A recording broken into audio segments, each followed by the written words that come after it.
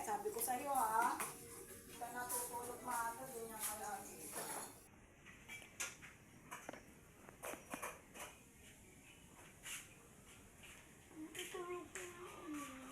Nene.